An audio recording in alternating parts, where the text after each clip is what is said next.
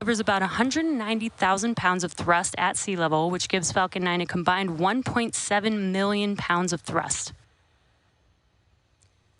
After stage separation, stage 1, which we also call the booster, will return back to Earth for recovery and reuse on a future mission, which using a combination of Merlin sea level engines and the 4 titanium grid fins located near the top of the booster, which will guide the vehicle during its re-entry and landing. The Falcon 9 first stage is also equipped with 4 landing legs that deploy just before landing and allow for vertical touchdown on a drone ship or landing pad. For today's mission, we'll be attempting to land this booster on our drone ship, Of Course I Still Love You, which is currently stationed in the Pacific Ocean, which you can see there on your screen. Both the weather and the vehicle... Falcon 9 tanks are pressing for strong back retract. Again, some good callouts there. Both the weather and the vehicle continue to look good for today's launch out of Vandenberg Space Force Base in California.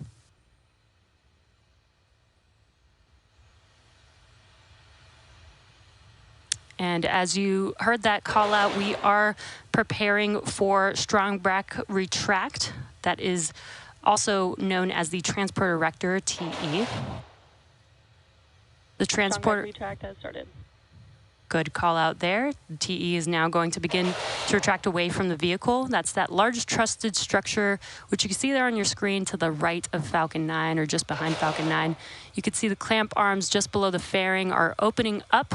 Once those are fully opened, then that TE can begin to recline away from the vehicle.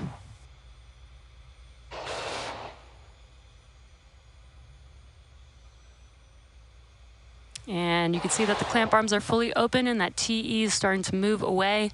It's very slow and slight, but it's just enough to help clear the way for Falcon 9 as it lifts off.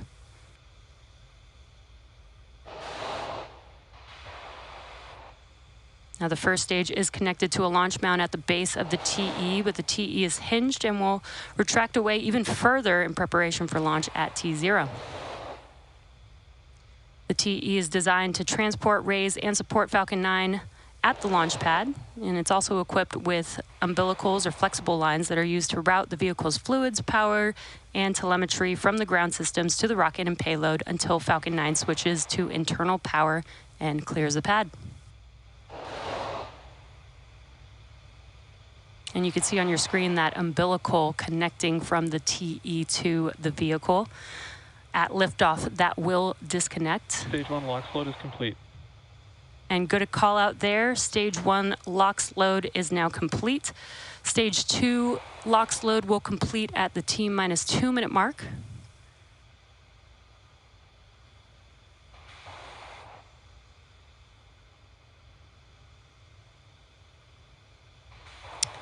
And again, we are still loading liquid oxygen on the second stage, but once that concludes at the T-2 minute mark, that will conclude propellant loading for Falcon 9.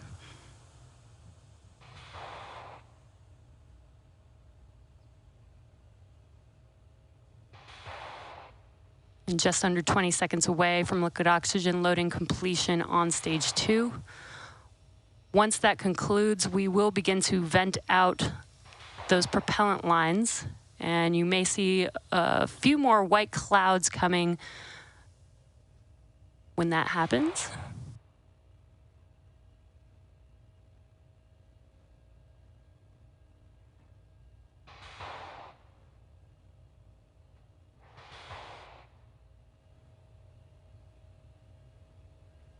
Just waiting for that call out for liquid oxygen loading on second stage to be completed.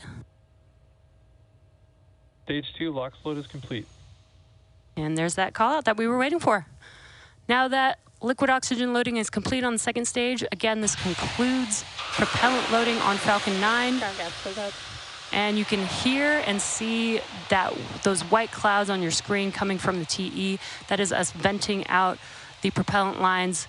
That really cold liquid oxygen gas coming in contact with the warmer ambient air is what's causing that condensation that you see there on your screen.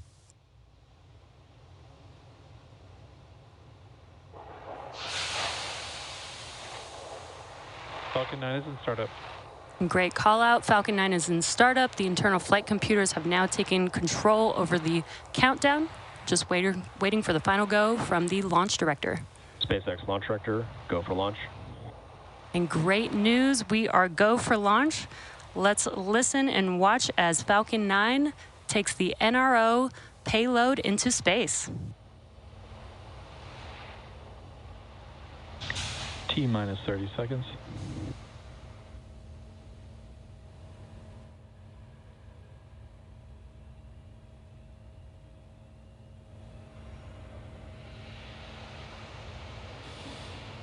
T-minus 15.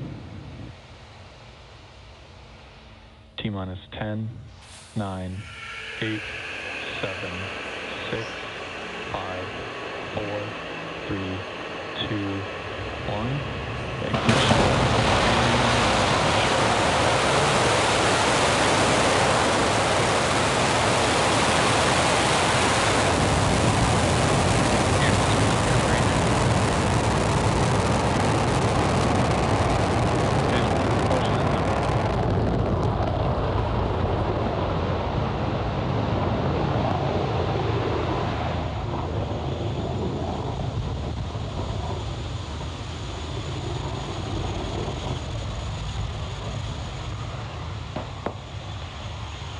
T plus 35 seconds into launch, and Falcon 9 has successfully lifted off from Space Launch Complex 4E at Vandenberg Space Force Base in California.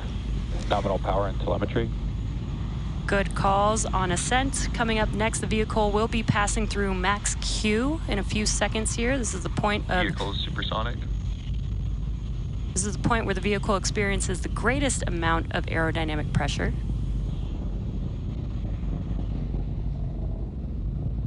Max Q. And great call out there. And now the vehicle has passed through that highest amount of structural load on the vehicle. Now coming up next, we will have a few events happening very quickly in succession. That'll be MECO, stage separation, and SES-1. MECO is main engine cutoff, and that's where all 9 of those Merlin 1D engines that you see burning bright on the screen. Those 9 engines will shut down. That helps slow the vehicle down in preparation for stage separation. Stage separation is where the first stage and second stage separate, and the first stage will continue to make its way back down to Earth as the second stage continues with the payload to take it to its targeted drop-off orbit.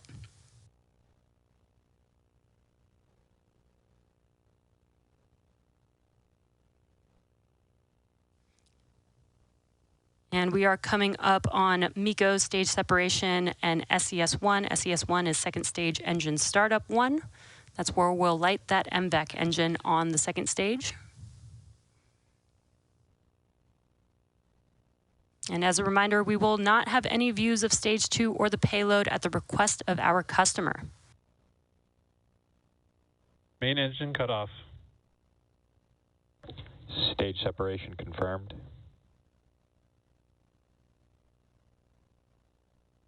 And back ignition. Beautiful views. We had MECO, stage separation, as well as the ignition of the second stage engine. And now that first stage vehicle is making its way back down to Earth, and a great view there with the grid fins deploying.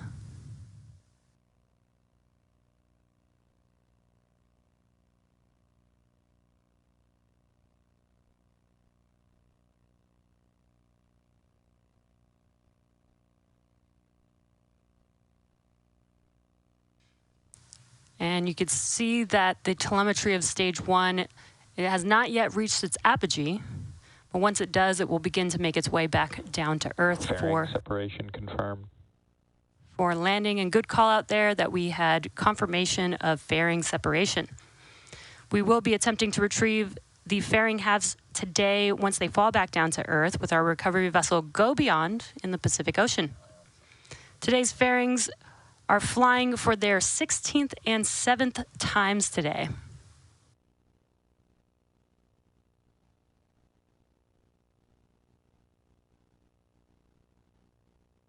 And these views are so great. You're looking at a view from the first stage vehicle And relative to Earth, it looks very slow and calm, but the vehicle is moving very quickly. You can see the speed in the bottom left-hand corner of your screen there. And you can see that the altitude has stopped increasing. We've just about reached apogee, and now the vehicle should begin to make its way back down to Earth. Again, attempting our landing today on, of course, I Still Love You, our drone ship in the Pacific Ocean.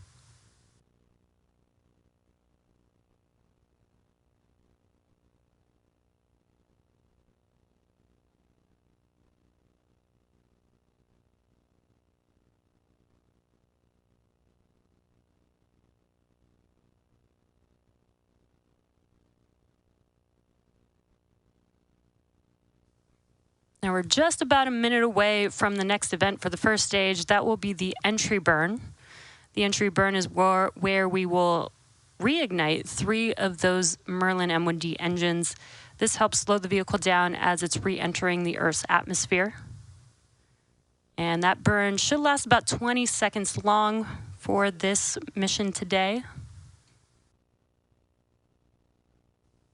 And some cool views here. This is from the first stage looking forward towards the top of the vehicle.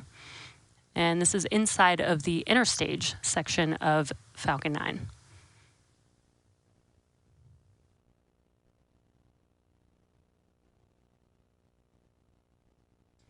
Just under 30 seconds away from that entry burn.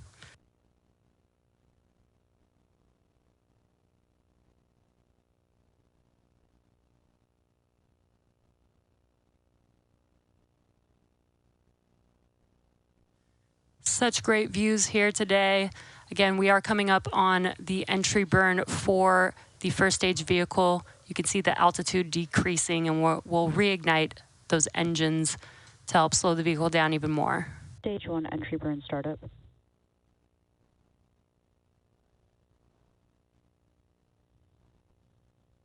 And good call out there, and you can visually see that the engines have ignited. Again, this burn will last about 20 seconds.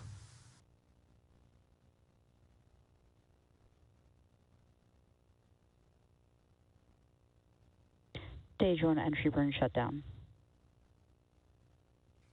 And good call out there, as well as visually seeing that the engines have shut down. That concludes the entry burn for this first stage's journey back to Earth. The next event will be in just under a minute from now. FTS is saved. In just under a minute from now, we will ignite the center engine on the vehicle for the landing burn. The landing burn will last about 15 seconds long, and that helps slow the vehicle just in time to touch down again on our drone ship. Of course, I Still Love You, currently in the Pacific Ocean.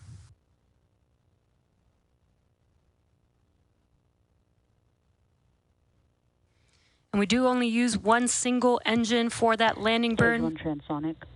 Stage 2 FTS is saved. Each of these engines has 190,000 pounds of thrust, again, just enough to slow down the vehicle. We are currently using the drag from the atmosphere to help slow down the vehicle, and you can see the speed dropping, again, the bottom left hand of your screen, that it's drastically dropping as we're getting closer and closer to Earth on the first stage. Stage 2 is in terminal guidance. Stage 1 landing burn. We have that call out. Landing burn has begun. Let's watch as Falcon 9 touches down on, of course, I Still Love You.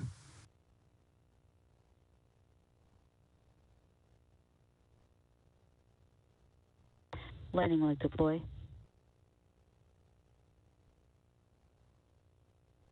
Stage 1 landing confirmed. And great views there. Falcon 9 has touched down on, of course, I Still Love You. This was the 21st launch and landing for this booster. This landing marks SpaceX's 358th recovery of an orbital class rocket, including the first stage landings for Falcon 9 and Falcon Heavy. Today's mission marked SpaceX's 396th overall mission to date and 101st mission of 2024. Now, as a reminder, we will not be showing any Stage 2 or deployment views at the request of our customer. So with that landing of the Falcon 9 booster, we'll be bringing today's webcast to a close. Thank you to the National Reconnaissance Office for entrusting us with today's mission. If you're interested in more launch coverage, be sure to check spacex.com/launches and follow @SpaceX on X for the most up-to-date information. Thanks for tuning in, and we'll see you again soon.